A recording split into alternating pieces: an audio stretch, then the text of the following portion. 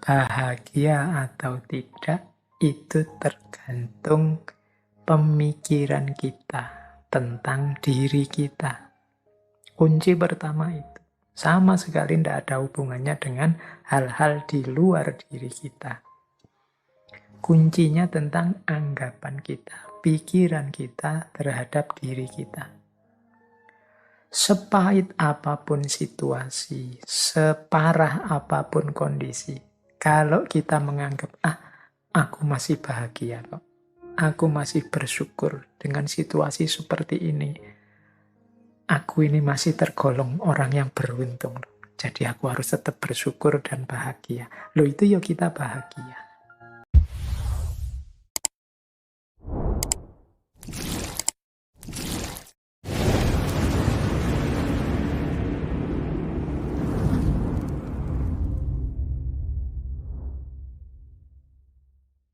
Assalamualaikum warahmatullahi wabarakatuh. Bismillahirrahmanirrahim. Kesederhanaan. Ini banyak orang bertanya, seperti apa sih yang dimaksud hidup sederhana itu? Kita sering mengasosiasikan sederhana itu sesuatu yang sedikit atau sesuatu yang tidak banyak. Sehingga kata-kata sederhana itu rasanya kok ya dekat dengan kemiskinan atau kekurangan. Itu konotasi kita selama ini. Padahal tidak begitu. Jadi kalau Seneca mendefinisikan kesederhanaan itu lebih, kalau pakai bahasa agama itu sifat qanaah. Jadi qanaah itu maksudnya menerima apa adanya, mensyukuri apa yang sekarang kita miliki. Jadi rumusnya itu sebenarnya kuncinya. Kata Seneca begini, apabila Anda merasa belum puas dengan apa yang Anda miliki sekarang, maka Anda tidak akan merasa puas, walaupun dunia seluruhnya menjadi milik Anda. Jadi apabila engkau tidak merasa puas dengan yang engkau miliki sekarang, maka engkau pun tidak akan puas, meskipun seluruh dunia menjadi milikmu. Hidup yang bahagia adalah hidup yang sederhana.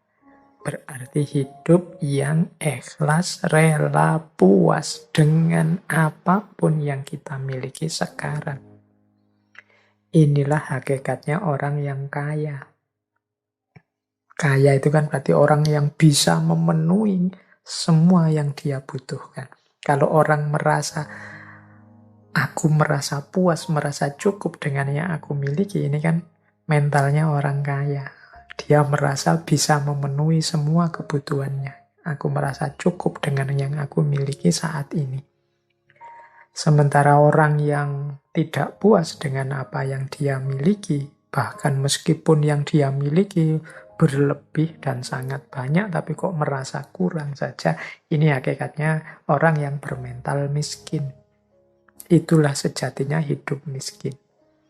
Berarti kesederhanaan itu ekuivalen itu maksudnya setara, sama dengan kekayaan.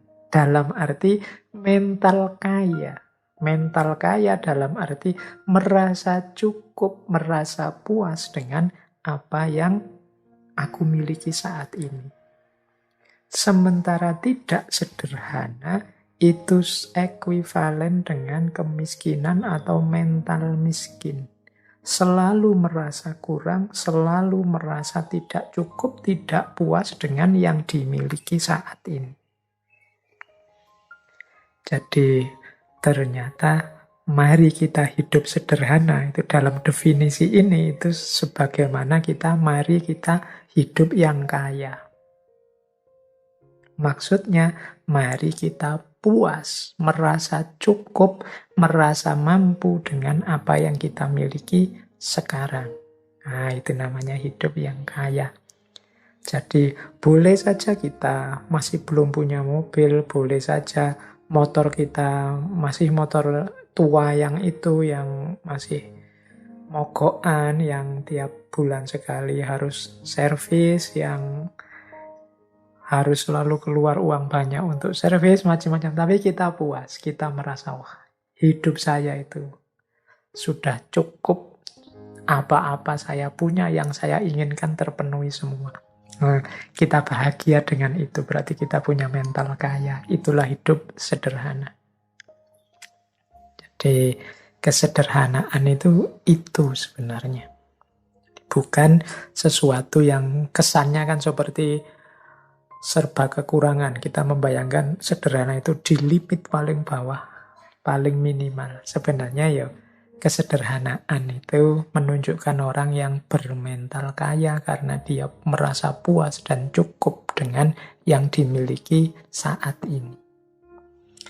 Kata Seneca selanjutnya, tidak ada yang lebih terhormat dibandingkan hati yang penuh rasa syukur. Jadi orang yang senantiasa mensyukuri anugerah apapun yang dia dapat dari Tuhan dalam hidupnya, sekecil apapun atau sebanyak apapun, sangat berkualitas atau biasa-biasa saja, semuanya dia syukuri. Inilah orang yang layak kita hormati, karena dia mentalnya orang kaya, orang yang senantiasa puas dalam hidupnya. Dialah orang yang terhormat. Tapi orang yang senantiasa tidak puas, senantiasa mengeluh, senantiasa menuntut, seolah-olah hidupnya isinya hanya keruwetan-keruwetan, kesulitan-kesulitan saja. Menutup sebelah mata terhadap aneka anugerah Allah padanya. Ini menunjukkan orang ini mentalnya masih mental miskin. Jadi, kalau pakai quotes-nya Seneca tadi, yang bersyukur tadi loh yang harus lebih kita hormati, karena dia lebih terhormat. Bahkan mungkin meskipun kepemilikannya sangat minimal, tapi dia senantiasa bersyukur. Yang sedikit itulah yang dia syukuri di hadapan Tuhan. Alhamdulillah, berarti kita puas dengan anugerahnya yang seperti ini, yang layak dihormati. Itu dari quotes keduanya Seneca tadi. Tidak ada yang lebih terhormat dibandingkan hati yang penuh rasa syukur. Jadi rumus pertama kesederhanaan itu adalah puas dengan apa yang dimiliki. Yang kedua senantiasa bersyukur. Dan yang ketiga adalah sampai kita melanjutkan hidup tanpanya, kata Seneca, kita tidak sadar betapa sangat banyak hal yang tidak penting. Kita menggunakannya bukan karena kita membutuhkannya, namun karena kita memilikinya. Yang ketiga ini pelajaran bagi kita untuk cermat, untuk jeli, melihat bahwa sebenarnya ada sangat banyak hal yang kita miliki itu sebenarnya tidak penting. Jadi harusnya kita berbagi dengan yang lain.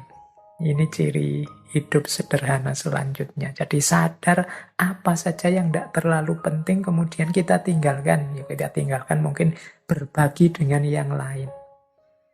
Baju misalnya, ini contoh mudah ya. Coba teman-teman ditengok lemarinya itu.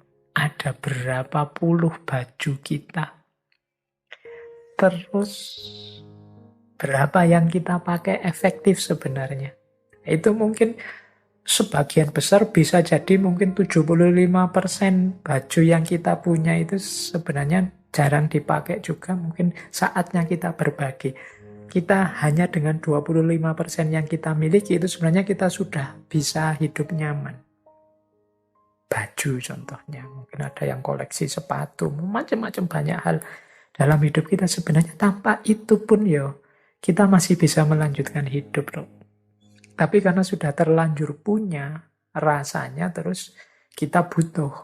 Kalau bahasanya Seneca, kita menggunakannya bukan karena kita membutuhkannya, tapi karena kita memilikinya.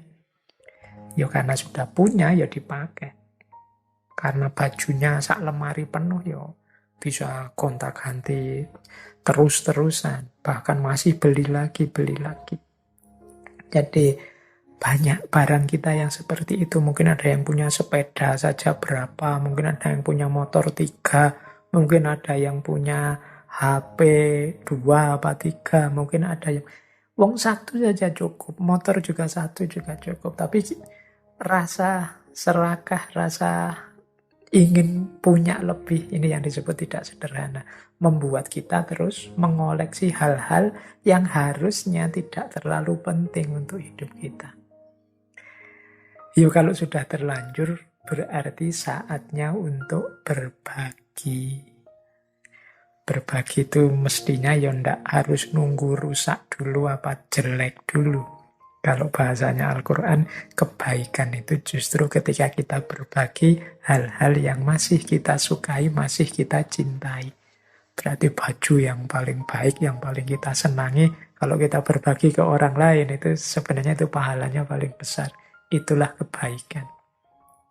Jadi yang ketiga ternyata rumusnya, mari kita jeli, hati-hati, tidak membeli, tidak mengoleksi, tidak mengumpulkan hal-hal yang tidak penting dalam hidup kita. Jadi kalau memang harus beli, ya kita beli yang memang kita butuh dan penting. Yang sudah punya, ndak usah dikoleksi terus-terusan. Karena manusia itu kan karakternya memang kalau bahasanya Al-Quran, alhaakumut takasur. Berlomba-lomba, berbanyak-banyakan. Senengnya koleksi. Jadi kata Seneca, sampai kita melanjutkan hidup tanpanya, kita tidak sadar betapa sangat banyak hal tidak penting.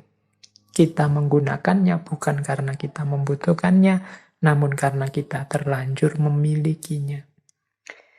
Nah, ini berarti saatnya bersih-bersih. Segala kemubaziran yang tidak perlu, yuk kita biasakan berbagi. Rumus ketiga itu. Rumus keempat, untuk hidup yang sederhana, kata Seneca begini. Ini melengkapi yang ketiga sebenarnya. Apapun yang melewati batasnya selalu dalam keadaan tidak stabil. Nah, yang ketiga ini rumus jangan berlebihan.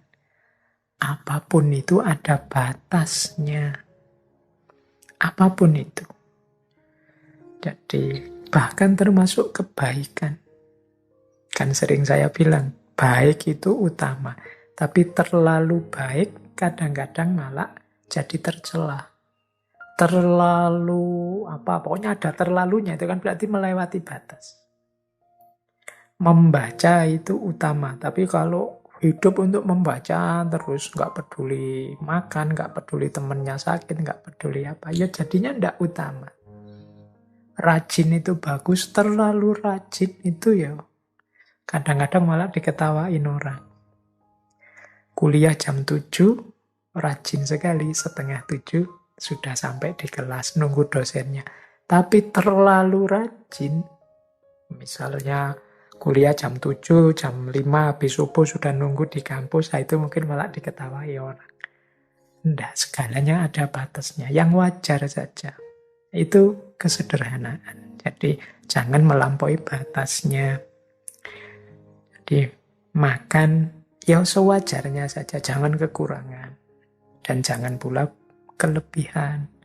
Minum juga begitu, beraktivitas juga begitu. Olahraga itu penting, tapi yo ada batasnya, jangan olahraga atau urusan mentang-mentang penting. Tidak juga begitu. Lari itu penting, tapi yo diukur kekuatannya, jangan berlebihan, tapi juga jangan kekurangan. Sepedaan itu penting, diukur kekuatan kapasitasnya. Jangan sampai nanti blunder, inginnya sehat, malah jatuh sakit.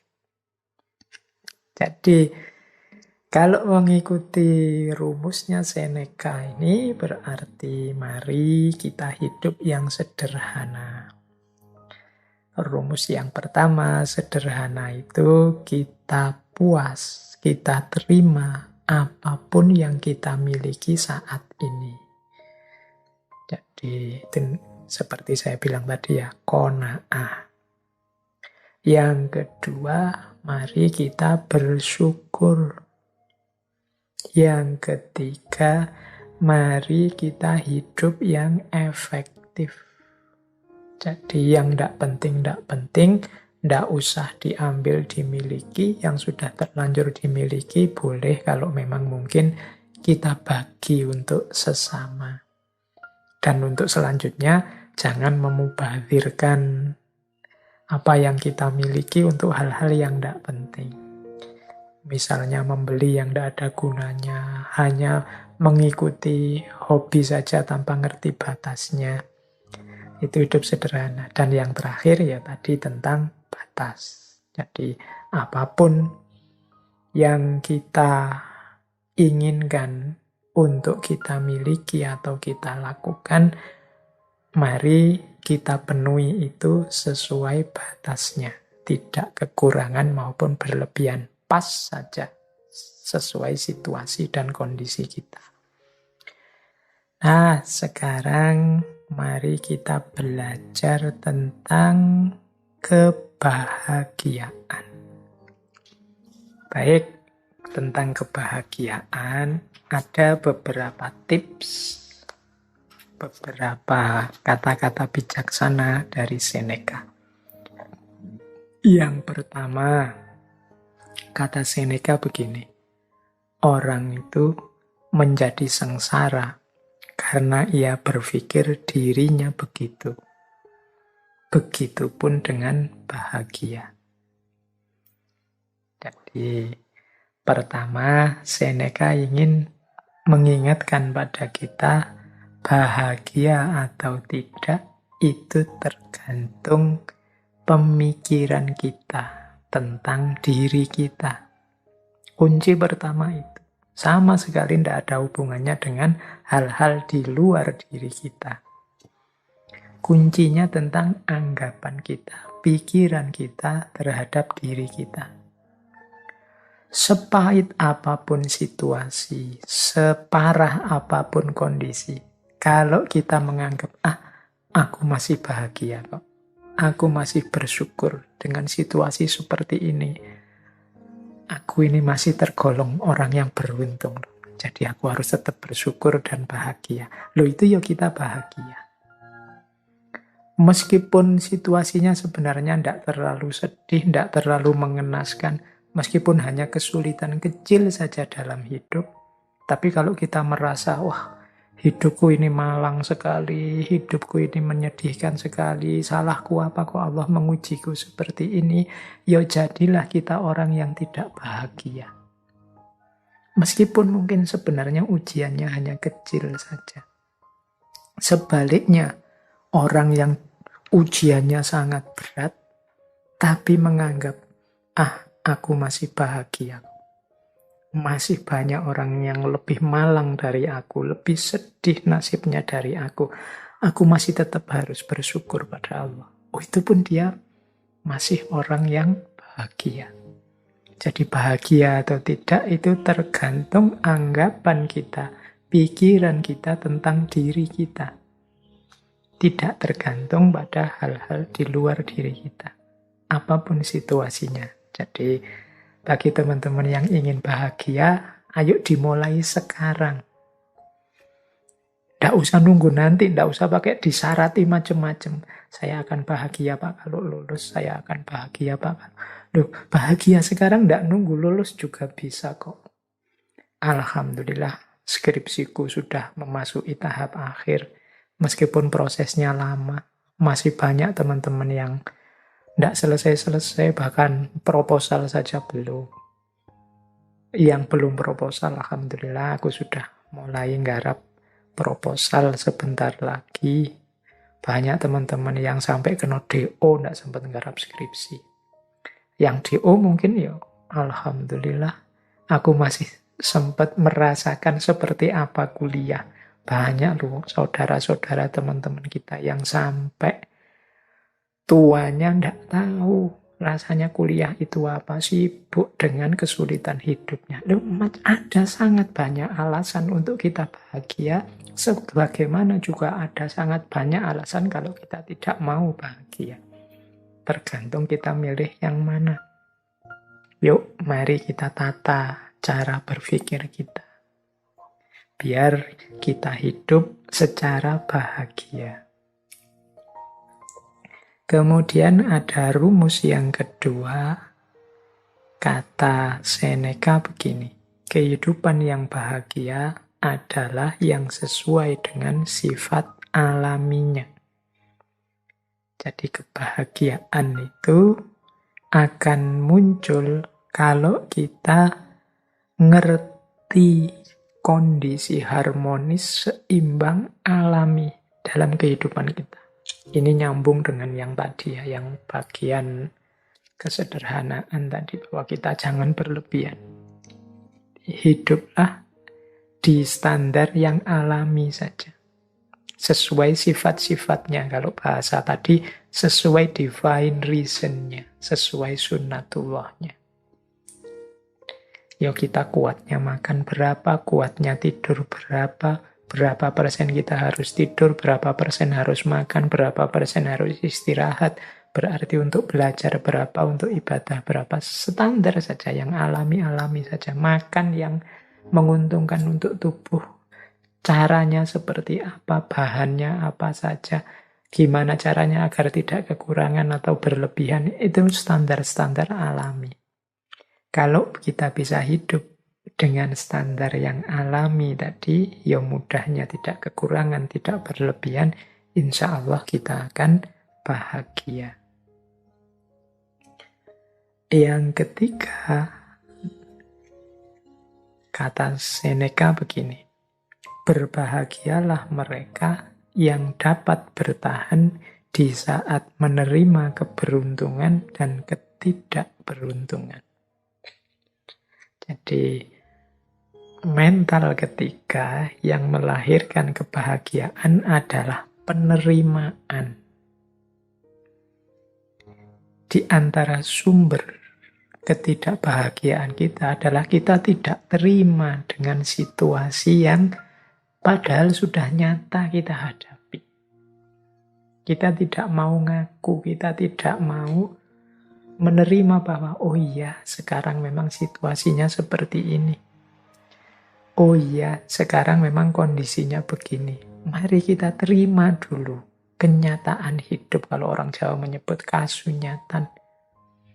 Mari kita terima dulu apapun situasi yang memang sudah jelas kita hadapi. Ini akan membuat kita bahagia.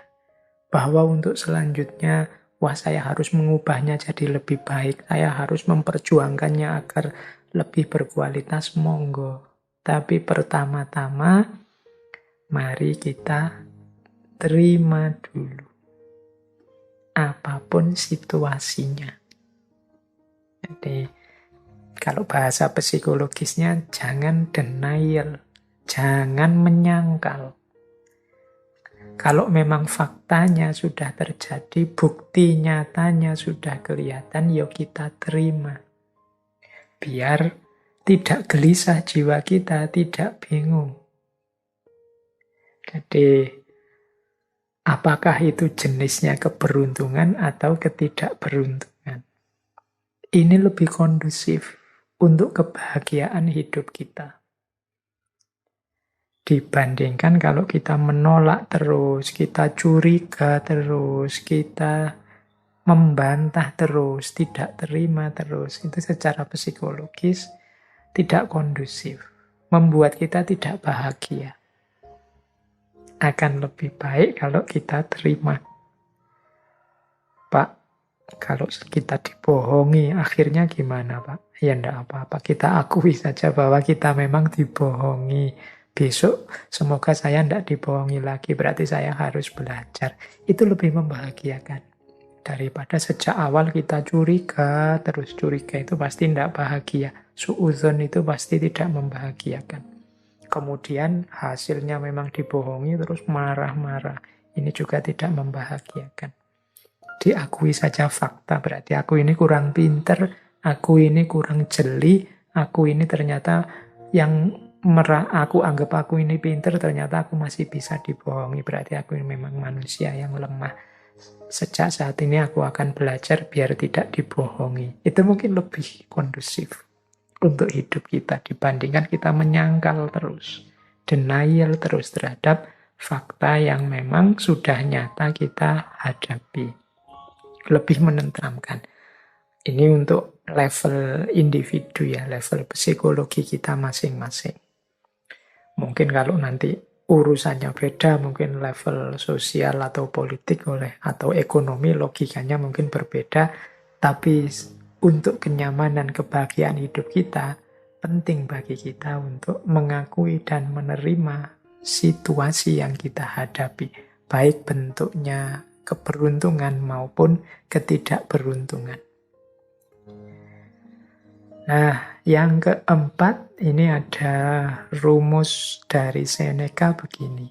Keberuntungan itu adalah apa yang terjadi saat persiapan bertemu kesempatan. Ini rumusnya unik ya, kita dulu sering mendengarkan kalimat kejahatan itu terjadi kalau ada niat dan ada kesempatan. Ini kata Seneca bukan tentang kejahatan, tapi tentang keberuntungan hidup. Keberuntungan hidup itu akan terjadi kalau persiapan bertemu kesempatan. Jadi kalau kita ingin hidupnya beruntung dan bahagia, berarti apa? Ayo kita mempersiapkan diri. Sehingga ketika kesempatan datang, kita bisa memanfaatkannya untuk kepentingan kita. Itulah namanya beruntung. Untuk hal apa saja yang kita inginkan jadi target-target kita, kalau tadi di depan aja tujuan hidup kita, mari kita siap-siap. Jangan sampai kesempatannya datang, kita belum siap. Atau sebaliknya juga, persiapan kita sudah matang, kesempatannya tidak datang. Hanya saja, kalau kesempatan kan kita tidak menguasai sendiri. Kesempatan itu kadang datang dari luar diri kita. Tapi kalau persiapan, itu kita sepenuhnya yang melakukan. Jadi mari siap-siap. Sampean ingin apa? Misalnya, saya nanti ingin jadi orang yang di masyarakat itu dihargai, kemudian mungkin disuruh ceramah, disuruh sambutan, bisa kalau tiba-tiba disuruh memberi tausiah, wah itu besok bayanganku begitu aku. Nah, berarti harus sejak sekarang latihan ngomong, latihan pidato, latihan ceramah, itu persiapan. Siapa tahu tiba-tiba ketemu momen, monggo mas memberi sambutan, memberi tausiah, ini Pak Yainya ndak datang, lu kita sudah siap. Itu kan keberuntungan. Begitu tampil, wah ternyata luar biasa. Besok diundang bicara lagi. Ya, itu namanya keberuntungan. Ketika persiapan ketemu kesempatan. Tapi kalau kita tidak siap sama sekali dan memang tidak menyiapkan diri, ya kesempatannya datang, dia akan lewat sia-sia. Monggo mas tausiah. Aduh mohon maaf saya tidak mampu, saya tidak pernah, saya tidak bisa. Ya sudah, kesempatannya lewat. Itu contoh sederhana. Dalam hal apapun juga begitu. Ketika teman-teman ingin meraih sesuatu, persiapkanlah diri sebaik-baiknya sehingga ketika sesuatu itu hadir, kita sudah siap menyambutnya. Itulah kuncinya hidup bahagia. Jadi beruntunglah kita yang ketika kesempatan datang kita sudah siap. Ini diantara rumusnya kebahagiaan. Berarti sehubungan dengan target-target hidup kita, keinginan-keinginan kita, kita harus mempersiapkan diri untuk menghadapinya, mengelolanya begitu kesempatannya datang. Karena keberuntungan itu terjadi ketika persiapan bertemu kesempatan. Jadi ada 4 rumusnya kebahagiaan. Kalau versinya Seneca, Yang pertama, pikiran kita tentang diri kita jadi kunci bagi kebahagiaan kita.